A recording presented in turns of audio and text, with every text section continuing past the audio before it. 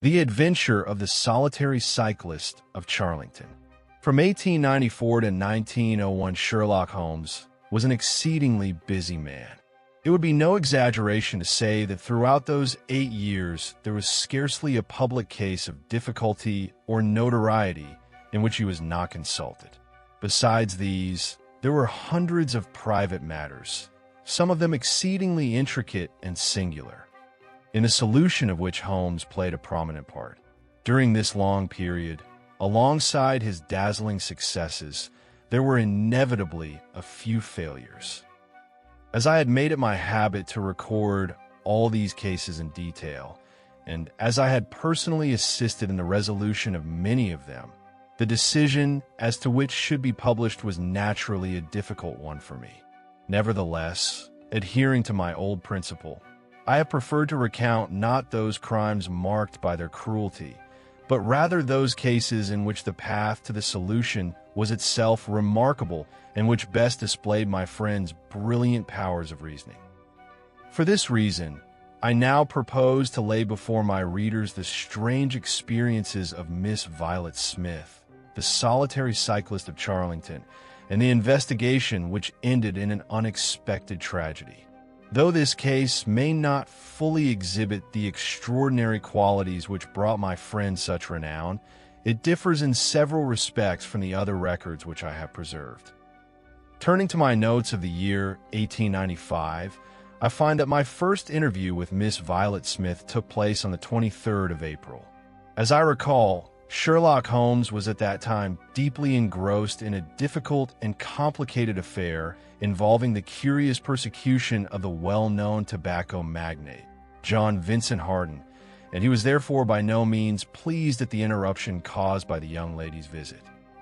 While he had an intense dislike of having his thoughts diverted when absorbed in a case, his nature was wholly free from rudeness, and thus he could not refuse an evening visitor who had come to our rooms in Baker Street, seeking his help and advice, especially when that visitor was a tall and graceful young woman of such striking beauty that even queens might have envied her. Although Holmes informed her that he was occupied, it made little difference, for the lady was clearly determined to relate her story. Indeed, once a person has entered one's rooms with such resolve, there is no means of removing them short of physical force, and so we were compelled to listen. Holmes, with a weary air and a forced smile, motioned our uninvited but charming guest to a chair and requested that she explain the nature of her trouble. After observing her closely, he remarked, "At least your health appears excellent. A lady with such a fondness for cycling must surely be full of energy."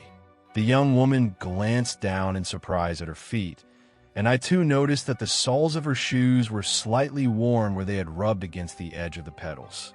"Yes, I do cycle a great deal, Mr. Holmes, and my visit today is connected with that fact," she replied. Holmes took her bare hand and examined it attentively, with the detached manner of a scientist studying a specimen. "I trust you will excuse the liberty," he said as he released it, "but observation is my profession. I nearly concluded that you were a typist, but it is evident that you are engaged in music. Look at the tips of her fingers, Watson, flat, as with those who use a typewriter. Yet observe her face." He gently turned it toward the light. "There is an air of inspiration there which typists never possess. This lady is unquestionably a musician." "You are correct, Mr. Holmes. I am a music teacher, and from the tone of your complexion, I should say that you live in the country." "Yes, near Farnham, on the Surrey border. A delightful district. We have pleasant memories of it. Do you recall, Watson, how we apprehended the forger Archie Stanford somewhere in that vicinity? But I digress. Pray tell us, Miss Violet, what has occurred near Farnham, on the Surrey border." The young woman then began, with remarkable composure, to relate her story in a clear and measured manner. "My late father, James Smith, was the conductor at the Old Imperial Theater. After his death, my mother and I were left alone. Apart from an uncle named Ralph Smith, who had gone to Africa 25 years ago and from whom we never again heard, we had no relatives. Following my father's death, our financial circumstances deteriorated severely. But one day we learned that an advertisement had appeared in the Times seeking us. You may imagine how excited we were, believing that we were about to inherit a substantial fortune. We immediately went to the solicitor's office mentioned in the notice. There we encountered two men, Mr. Carruthers and Mr. Woodley. They had recently returned from South Africa. They claimed to have been friends of my uncle and informed us that he had died a few months earlier in Johannesburg, in great poverty. According to them, with his dying breath, he had asked them to find his relatives and inquire whether they were in need of assistance. It struck us as strange that Uncle Ralph, who had shown us no interest during his lifetime, should suddenly display such concern after his death. Mr. Carruthers, however, explained that my uncle had only recently learned of his brother's death and had therefore felt a sense of responsibility toward us. "Pardon me," said Holmes. "When did this conversation take place?" "Last December, 4 months ago." "I see. Please continue." Mr. Woodley struck me as utterly repulsive. With his bloated, pockmarked face, his red mustache parted down the middle, and his greasy hair, he was most unpleasant to behold. He never took his eyes off me. I disliked him from the very first moment, and I'm certain that Cyril would never have wished me to have any dealings with such a man. "Ah, so his name is Cyril?" Holmes remarked with a smile. The young woman blushed and laughed shyly. "Yes, Mr. Holmes, Cyril Morton. He is an electrical engineer, and we intend to marry toward the end of the summer. But how I have wandered from the point. To return, despite Mr. Woodley's repulsive nature, Mr. Carruthers, though considerably older, was far more agreeable. He was dark-complexioned, pale, clean-shaven, and reserved, with gentle manners and a kindly smile. Upon learning of our poverty, he offered me a position as music tutor to his 10-year-old daughter, who lived with him. When I explained that I could not leave my mother alone, he assured me that I might spend my weekends in town with her, and he offered a salary of £100 a year. It was an excellent sum. I accepted the offer and went to Chiltern Grange, 10 miles from Farnham. Mr. Carruthers is a widower, but there is a housekeeper, an elderly, dignified woman named Mrs. Dixon, who manages the household. His daughter is a most charming child. At first, everything seemed most promising. Mr. Carruthers was exceedingly kind and had a good appreciation of music. Our evenings passed pleasantly, and on weekends, I returned to town to be with my mother. The first disturbance of my peaceful life came with a visit from that red-mustached Mr. Woodley. He stayed for a week, though it felt to me like 3 months. He was rude to everyone, but what he subjected me to went far beyond mere rudeness. The vile man had fallen in love with me. He continually boasted of his wealth and promised that, should I marry him, the finest jewels in London would be mine. When I finally told him that I had no interest in him whatsoever, he one evening seized me tightly after dinner. He was so strong that escape from his iron grasp was impossible. He swore that he would not release me until I consented to kiss him, when at that very moment, Mr. Carruthers entered the room and freed me from his arms. Mr. Woodley then turned upon our host, striking him with such violence that Mr. Carruthers' face was cut and he was knocked to the ground. As you may imagine, Mr. Woodley's visit ended that very day. The following morning, Mr. Carruthers apologized to me and assured me that I would never again be subjected to such an insult. From that day forward, I never saw Mr. Woodley again. Yes, Mr. Holmes, I now come to the true reason for my consulting you. Every Saturday morning, I ride my bicycle to Farnham Station in order to catch the 12:22 train. The road from Chiltern Grange to the station is lonely enough in itself, But there is a stretch of nearly a mile where it becomes utterly deserted. Charlington Heath on one side and the trees surrounding Charlington Hall on the other. I do not know whether there exists elsewhere in the world a road so solitary. It is truly a place where neither bird nor traveler seems to pass. Until one reaches the main road near Crooksbury Hill, one scarcely encounters a carriage or even a countryman.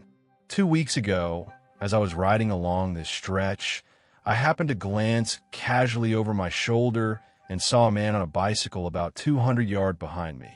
He appeared to be a middle-aged man, short in stature, with a black beard. When I looked back again before reaching Farnham, he had vanished.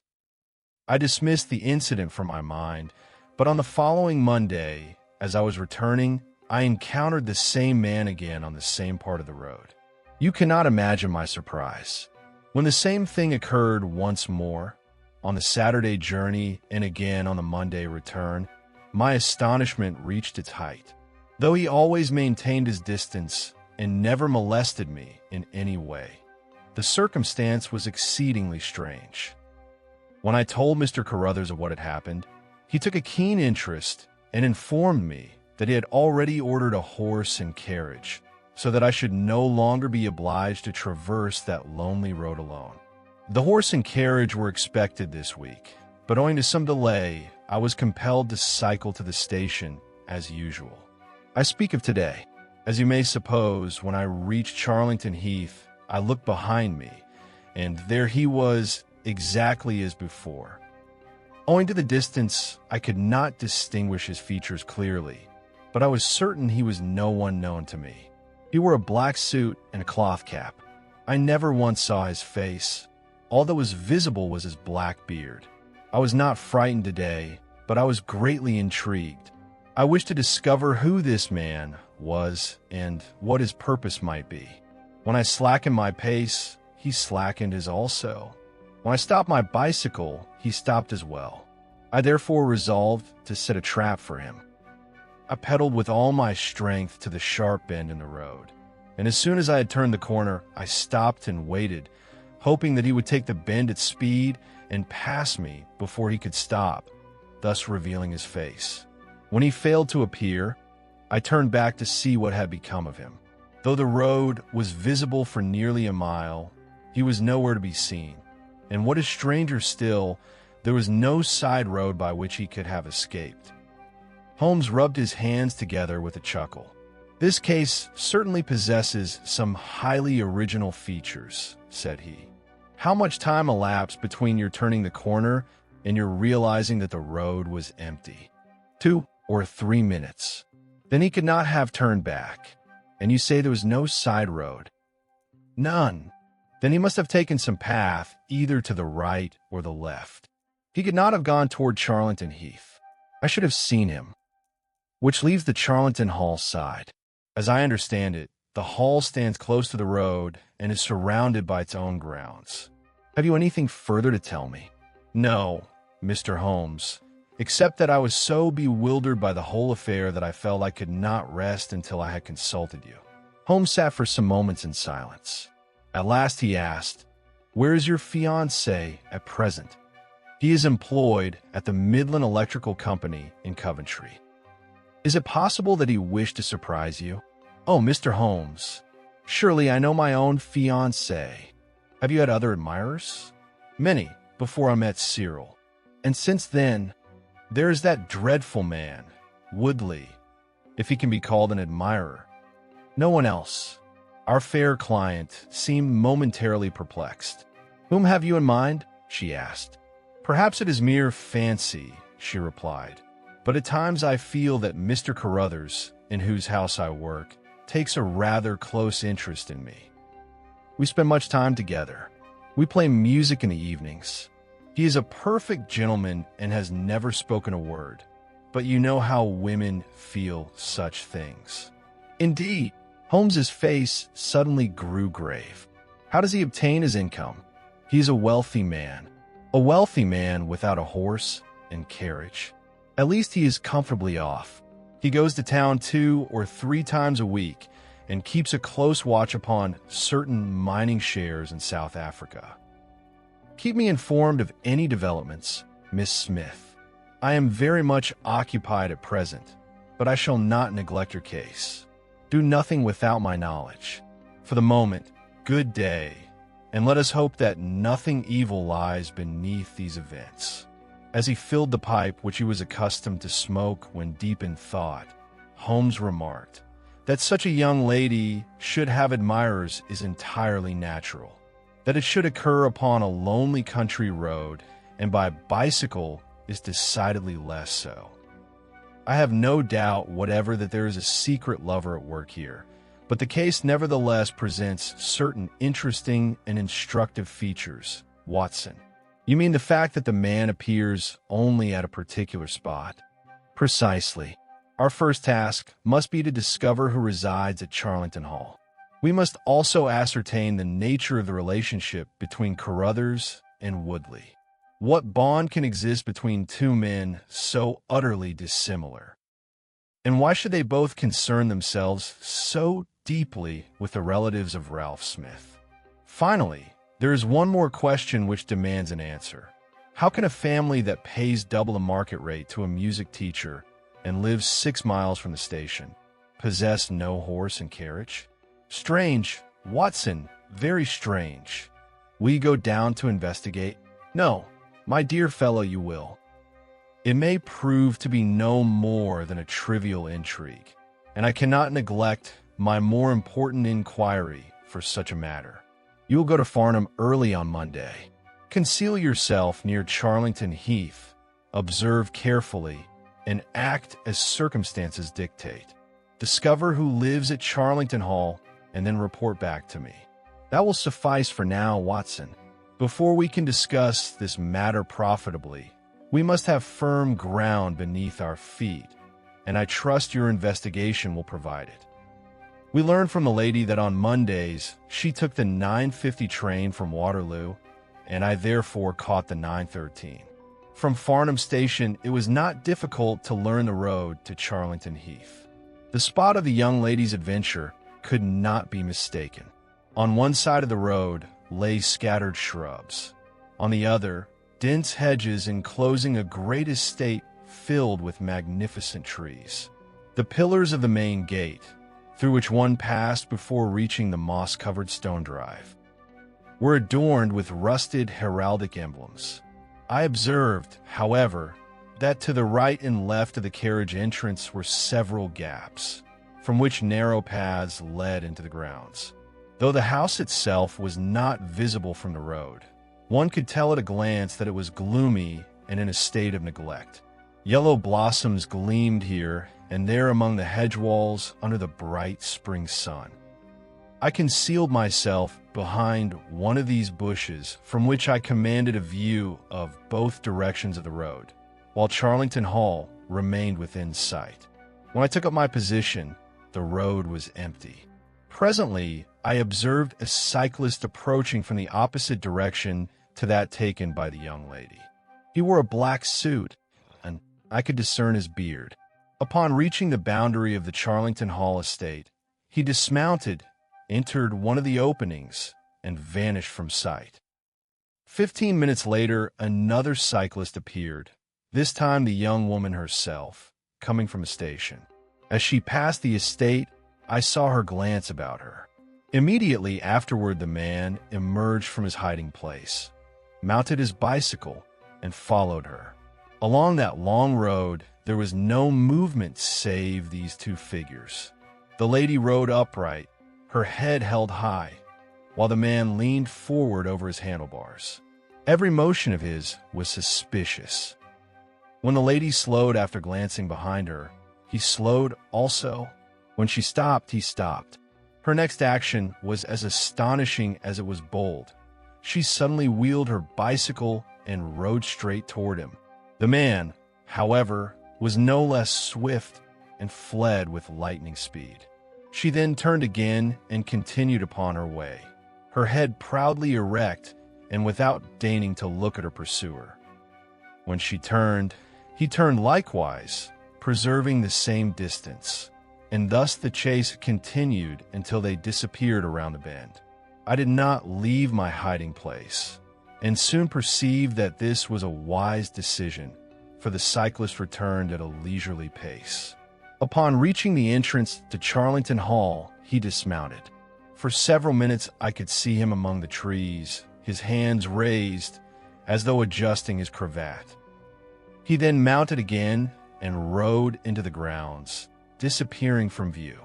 I at once ran from my concealment and attempted to follow him with my eyes through the trees.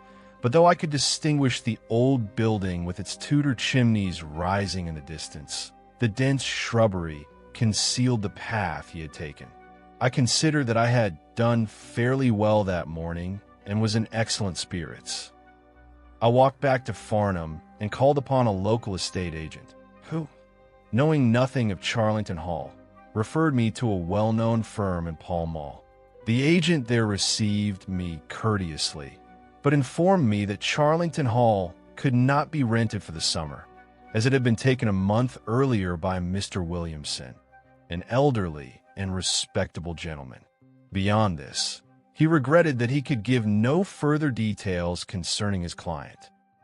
That evening Sherlock Holmes listened attentively to my lengthy report, but failed to bestow upon me the praise which I felt I deserved.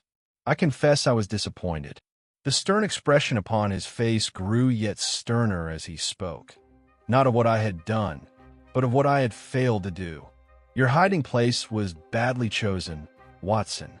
You should have concealed yourself behind the fence.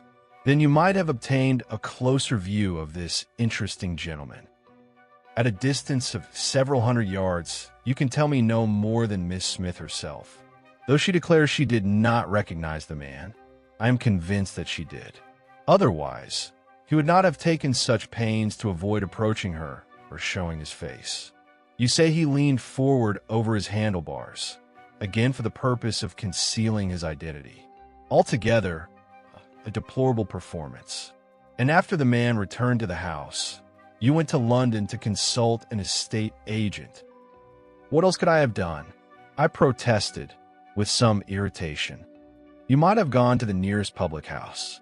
All the town's gossip is to be found there. They would have recited for you the names of every soul connected with the house, from the owner down to the scullery maid. Williamson, the name tells me nothing. If he is an old man, he cannot be the athletic fellow who fled so swiftly from a young woman. What, then, have we gained from your investigation? We have confirmed that the girl's story is true, which I never doubted. We have learned that there is a connection between the cyclist and Charlington Hall, which I already suspected. We have discovered that the house is rented by a man named Williamson, but know nothing whatever about him. Come, my dear fellow, do not look so crestfallen. There is little to be done until next Saturday. In the meantime, I may pursue one or two inquiries on my own account. The following morning brought a letter from Miss Smith, which briefly and clearly recounted events of which I had myself been a witness. The postscript, however, was the most vital part of all. Mr. Holmes, trusting that what I write will remain strictly confidential, I must add that my situation grows more difficult, for Mr. Carruthers has proposed marriage to me. I am convinced of the sincerity and depth of his feelings, but I am already pledged to another. He accepted my refusal with kindness and understanding, yet you will readily perceive that the atmosphere has since become far more strained. After reading the letter, Holmes remarked thoughtfully, "Our young friend is swimming in dangerous waters. This case is not only interesting in itself, but it has begun to develop along lines which I did not at first anticipate. A little fresh air would do me no harm. I may enjoy a quiet day in the country and, at the same time, test one or two theories which suggest themselves." Holmes's quiet country day must have ended in an unexpected manner, for when he returned to Baker Street, that evening his lip was cut, his forehead bruised, and his clothes sadly disordered. In such a condition, he might well have been the subject of a police inquiry. The adventure amused him greatly, and he laughed heartily as he spoke of it. "As I have little time for exercise, it has done me good," said he. "You know that I have some knowledge of the old English sport of boxing. It is rarely required, but it serves me well upon occasion. Had I not possessed it today, the consequences might have been most unpleasant." I begged him to tell me what had occurred.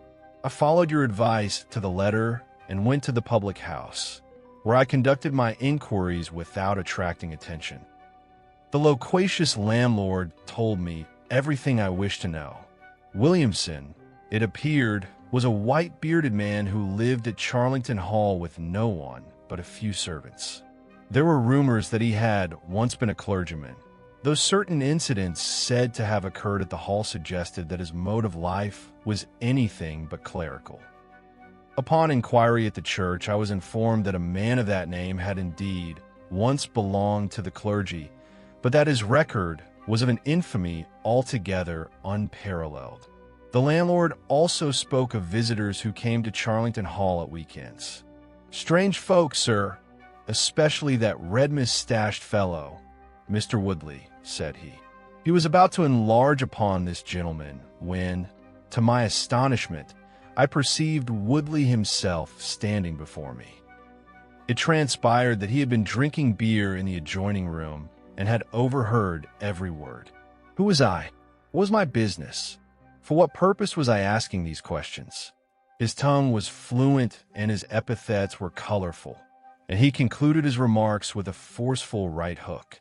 I did not entirely escape, but I confess that the ensuing minute or two were not without a certain pleasure. I landed a solid left upon the brute. Holmes continued. "I am in this condition, as you see, but Mr. Woodley was obliged to return home by carriage. Thus ended my excursion through the town.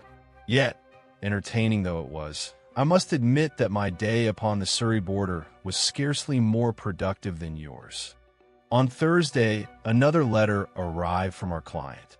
You will not be surprised to hear, Mr. Holmes, that I intend to leave Mr. Carruthers's house. Even the high salary I receive cannot compensate for the distress I now endure. After returning to town on Saturday, I have no intention of setting foot in that house again. The carriage ordered by Mr. Carruthers has at last arrived, and if there were ever any danger upon that lonely road, there is now no cause for fear. The true reason for my departure is not what has passed between Mr. Carruthers and myself, but the reappearance of that vile man, Mr. Woodley. Though his appearance repelled me from the first, he now seems more loathsome than ever, for it appears that he has met with some accident and that his face is hideously disfigured. I saw him through the window on his last visit, but thank heaven I did not encounter him face to face. After speaking with Mr. Woodley, Mr. Carruthers appeared greatly agitated. Woodley must be staying in the vicinity, for although he did not remain the night, I saw him loitering among the bushes this morning. I would sooner have a wild beast roaming freely than such a man. He inspires in me a terror and disgust beyond all description. I cannot comprehend how Mr. Carruthers can endure his presence. But on Saturday, all my troubles will be at an end. So they shall, Watson, so they shall, said Holmes gravely. There are deep intrigues at work around this young woman. It is our duty to ensure that no harm befalls her on her final journey. I think we must arrange our affairs and go down together on Saturday morning, lest this curious but inconclusive inquiry end in a most unpleasant fashion. I confess that until that moment, I had not regarded the matter with great seriousness. It had seemed to me strange and interesting rather than dangerous. That a man should conceal himself in order to watch a beautiful woman pass, and then follow her was by no means unheard of. A man too timid even to approach her could scarcely be dangerous. Woodley's case was different, no doubt, but he had troubled our client only once, and had not even confronted her on his last visit.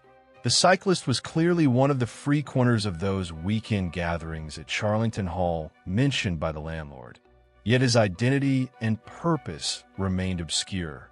Holmes's grave demeanor, and the fact that he slipped his revolver into his pocket before leaving the house, convinced me that a tragedy might lie behind this chain of singular events. After a rainy night, the morning broke bright and radiant. The heath, dotted with flowering shrubs, was a balm to eyes weary of London's sooty buildings and gray rooftops. Holmes and I walked briskly along the broad sandy road, breathing in the fresh air, listening to the birds, and savoring the delights of spring. From a rise near Crooksbury Hill, we caught sight of Charlington Hall, rising among ancient oaks which, though old, were still younger than the house itself. Holmes pointed toward the road, which ran like a reddish-yellow ribbon through budding green trees and brown undergrowth. In the distance, a dark speck, a carriage, was approaching us. Holmes uttered an impatient exclamation. "I allowed half an hour," said he. "If that is her carriage, she will catch the earlier train. I fear we are too late, Watson. She will have passed Charlington before we reach it." After we crested the rise, the carriage disappeared from view, but we increased our pace until I was keenly aware how sedentary my recent life had rendered me. I could not keep up with Holmes, whose energy never seemed to fail. He pressed on with untiring stride until suddenly, some 100 yards ahead, I saw him stop and fling out his arms in despair. At that moment, a driverless carriage burst around the bend, its reins trailing loose, and came galloping toward us. I ran up to him, breathless. "Too late, Watson, too late," he cried. "What a fool I have been!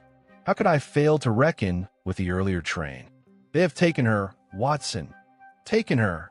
Murdered her. Heaven knows what they have done. Stop the road. Halt the carriage. That's it, well done. Now jump in, and let us try to undo this dreadful mistake."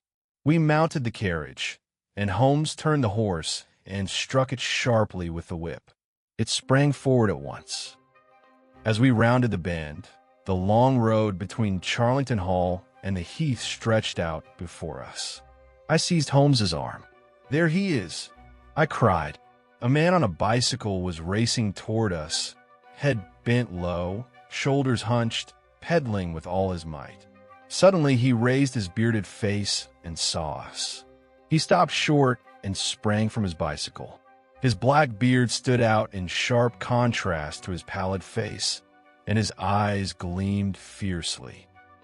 He stared first at us, then at the carriage, amazement written upon his features. Blocking our path with his bicycle, he shouted, "Stop! You there, stop! Where did you get this carriage? I tell you to stop." He drew a revolver from his pocket. "Stop, or I'll shoot the horse." Holmes tossed me the reins and leapt from the carriage. "We were looking for you," said he curtly. "Where is Miss Violet Smith?" "That's what I should be asking you. You are in her carriage. You should know." We found the carriage abandoned on the road and drove it back to help her. My God, cried the stranger in wild despair. Then that treacherous parson and the brute Woodley must have seized her. Come with me. If you're her friends, help me to save her. I am resolved to do so at the cost of my life." With revolver in hand, he ran madly toward a gap in the hedge. Holmes followed instantly, and I tethered the horse and ran after them. "They came this way," he cried, pointing to footprints in the muddy path. "Wait, who is that among the bushes?" A youth of about 17 lay on his back, knees drawn up, dressed like a groom in leather gaiters and laced boots. His head was badly wounded. He was unconscious but alive, and a brief examination assured me that his skull was unbroken. "That is Peter, the groom," cried the stranger. "He was driving the carriage. The villains dragged him down and struck him on the head with a club. We must leave him. There is nothing we can do now, but there is still time to prevent the worst fate that can befall a woman." We raced madly along the woodland path. Upon reaching the bushes surrounding the house, Holmes stopped. They did not go into the house. The trail continues to the left, there, past the laurels. I told you so. Even as he spoke, a shrill woman's scream rang out. A scream of terror from behind the dense green thicket before us. At its height, it was abruptly cut short by a choking, gurgling sound. This way, this way. They're on the bowling green, shouted the stranger, plunging into the bushes. You cowardly hounds. Follow me, gentlemen. Too late, too late. Curse it. We burst into a green clearing ringed by ancient trees. Beneath a great oak at the far end stood a strange trio. One was our poor client, a handkerchief bound across her mouth, crouching helplessly. Beside her stood the brutal, red-mustached Woodley, legs astride, one hand on his hip, the other brandishing a whip aloft with the insolent pride of a victorious conqueror. Between them stood an elderly, white-bearded man, clad in a light tweed suit with a short cassock over it. The marriage ceremony had plainly just concluded, for as we arrived, he was pocketing his prayer book and slapping the sinister bridegroom upon the back in congratulation. "They're married," I gasped. "Forward," cried our guide, rushing toward them. Holmes and I followed. As we approached, the woman staggered and leaned against a tree. Old Williamson bowed to us with mocking politeness, while Woodley advanced, bursting into a savage laugh. "You can take off your beard, Bob," said he. "I know you anywhere." Just in time, allow me to introduce you to Mrs. Woodley. Without a word, our ally tore off his false beard and flung it to the ground, revealing a long, pale, clean-shaven face beneath. He leveled his revolver, and the ruffian froze in his tracks, whip still raised. "Yes," said our ally, "I am Bob Carruthers, and I am resolved to save this woman, even if I swing for it. Do you recall what I promised you should you ever trouble her again? I am a man of my word. It is too late. She is my wife. No, she is your widow." The revolver rang out. Woodley's waistcoat blossomed red. With a scream, he staggered and fell backward, his vile red face blanching to a ghastly pallor. The old man, still in his cassock, poured forth a torrent of oaths such as I had never heard before, and reached for his own weapon. But before he could raise it, Holmes's revolver was already trained upon him. "That will do," said Holmes calmly. "Drop the pistol. Watson, pick it up. Hold it to his head. Thank you. Now, Carruthers, give me your revolver as well. There has been enough violence. Come, hand it over." "But who are you?" "My name is Sherlock Holmes." "Good Lord, then you know me." "I shall take charge here until the official police arrive. You come here." He called to the terrified groom who had appeared at the edge of the clearing. "Take this note at once to Farnham." He scribbled rapidly on a page torn from his notebook. "Deliver it to the chief inspector. Until the police arrive, I must place you all under arrest." Holmes's powerful and commanding personality at once took possession of the scene. We were all as puppets in his hands. While Williamson and Carruthers carried the wounded Woodley into the house, the terrified girl clung to my arm. After the injured man had been laid upon his bed, I examined him at Holmes's request. When my task was finished, I descended to the dining room, hung with ancient tapestries, where Holmes was detaining the two men, and delivered my report. "He will live." "What?" cried Carruthers, springing to his feet. "Then I shall go upstairs and finish the job." "What? Must this angelic girl be the wife of that brute Jack Woodley for the rest of her life?" "There is no cause for alarm," said Holmes calmly. "For two reasons this marriage is invalid. In the first place, we may question whether Mr. Williamson possessed the authority to perform the ceremony at all." The old scoundrel shouted, "I am ordained by the church." "Yes, but your authority was later revoked. A man who is once a priest remains a priest until death." "I do not share that view." "And what are the marriage papers?" "Here they are, in my pocket." then they're forgeries. In any case, a marriage solemnist without mutual consent is not only invalid, but a grave criminal offense. You will have ample leisure during the next 10 years to reflect upon that fact. As for you, Carruthers, it would have been better had you not used your revolver. I agree with you, Mr. Holmes, but despite every precaution I took to protect her, I love her, Mr. Holmes. For the first time in my life, I have learned what love means. When I discovered that she had fallen into the hands of the vilest ruffian in South Africa, my blood boiled. That fellow spread terror from Kimberley to Johannesburg. You may scarcely believe it, but ever since the girl entered my employment, I have never allowed her to pass that house, where I knew these villains lay in wait, without protection. I followed her each time on my bicycle to ensure that she crossed the dangerous stretch in safety. I did not approach her closely, and I wore a false beard, for Miss Smith is a woman of strong principles and quick temper. Had she suspected that I was following her, she would have left my service at once. Why did you not warn her of the danger? She would have left all the same, and I could not bear that. Even if she did not return my love, I could not endure the loss of her presence in my home. To hear her voice was enough for me.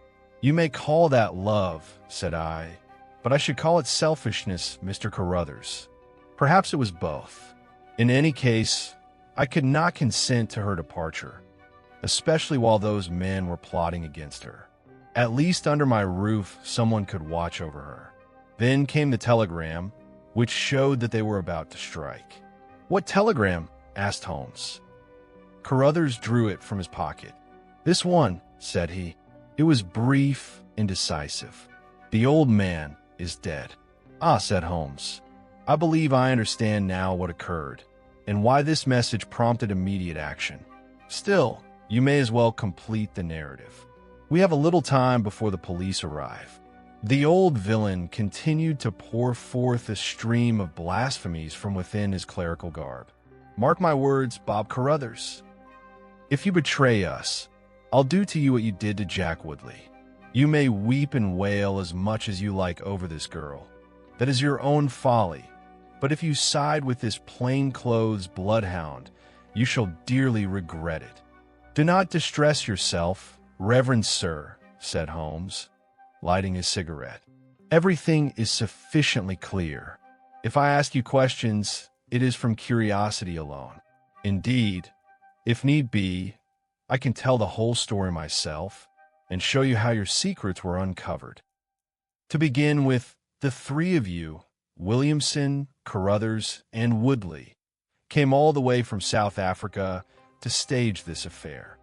You begin with nonsense, cried the old man. I had not seen these two until 2 months ago. I have never set foot in Africa in my life. You may stuff these lies into your pipe and smoke them, Mr. Know-all Holmes. He speaks the truth, said Carruthers. Very well. You two came from Africa. Our reverend gentleman here is a native product. While in South Africa, you knew Ralph Smith and were aware that his end was near. You also learned that his property would pass to his niece. Is that better? Carruthers nodded, while Williamson cursed loudly. The girl was Ralph Smith's nearest relative, and you knew that he would leave no will. How could an illiterate man write a will? Said Carruthers. You returned to England and sought out the girl. According to your plan, one of you would marry her and divide the inheritance with the other. For some reason, the role of bridegroom fell to Woodley. Why? We played cards on the voyage out, and he won. I see. You assumed the role of employer, while Woodley was to court the girl in your house. She quickly perceived that he was a drunken ruffian and wholly unsuited to her. Matters grew still more complicated when you yourself, quite unexpectedly, fell in love with her. From that moment, you could not endure even the thought of that brute possessing her. True, I could never have borne it. You quarreled and parted company. Woodley then pursued an independent scheme of his own. Carruthers gave a bitter laugh. Hear that, Williamson? There is little left for us to explain. Yes, we quarreled, and he struck me down. Still, we are even now. Our alliance was broken. In the meantime, this fellow found his disgraced parson. When I learned that the two of them had rented a house along the road she traveled, I resolved never again to let her pass that way unguarded. I knew they were plotting treachery. I kept occasional contact with them in order to learn their intentions. 2 days ago, Woodley came to me with that telegram announcing Ralph Smith's death and asked whether I would adhere to the old plan. I refused. He then asked whether I would marry the girl myself and share the inheritance with him. I said I would gladly do so, but that the girl would never consent to marry me. "Let us marry her first," said he, "and she will change her mind in a week or two." When I replied that I would have nothing to do with force, he cursed me and left, swearing that he would make the girl his wife. I expected anything from such a traitor. This weekend she was to leave my employment, and I had provided a carriage to take her to the station. Yet my anxiety was such that I followed the carriage by bicycle. Alas, this precaution proved insufficient, and they carried her off. When I saw you both in the carriage, that was the conclusion which sprang at once to my mind. Holmes rose and tossed the stub of his cigarette into the fireplace. "How blind I was, Watson," said he. "When you told me that you had seen the cyclist adjusting his cravat behind the bushes, I should have understood at once. Still, we may congratulate ourselves upon having brought a grave, and in some respects a singular case, to a safe conclusion. I see 3 policemen entering the grounds, and thank heaven our young groom is able to accompany them. It appears, then, that this morning's adventure will leave no lasting injury upon either the lad or the interesting bridegroom. As a medical man, you would do well to see Miss Smith, Watson. If she has sufficiently recovered, we may escort her to her mother's house. If not, you may inform her that we are on the point of telegraphing to the young electrical engineer employed by the Midland Company. I am sure that will do much to restore her spirits. As for you, Mr. Carruthers, I believe you have done all that lies within your power to mitigate your share in this conspiracy. Here is my card. Should you require me in court, I shall be at your service. As my readers will readily appreciate, it is no easy matter to keep one's notes in order and convey every detail to the curious public while perpetually hastening from one affair to another. Though it is seldom possible to revisit solved cases, a glance at the concluding pages of my records informs me that Miss Violet Smith inherited a considerable fortune and was married to Cyril Morton, the senior partner of the well-known Westminster electrical firm of Morton and Kennedy. Williamson and Woodley were convicted of abduction and assault. The former received 7 years imprisonment, the latter 10. There is no record of Carruthers' ultimate fate, but I have little doubt that his sentence was light, for Woodley was notorious as a hardened villain. I should not be surprised if Carruthers escaped with no more than a few months' confinement.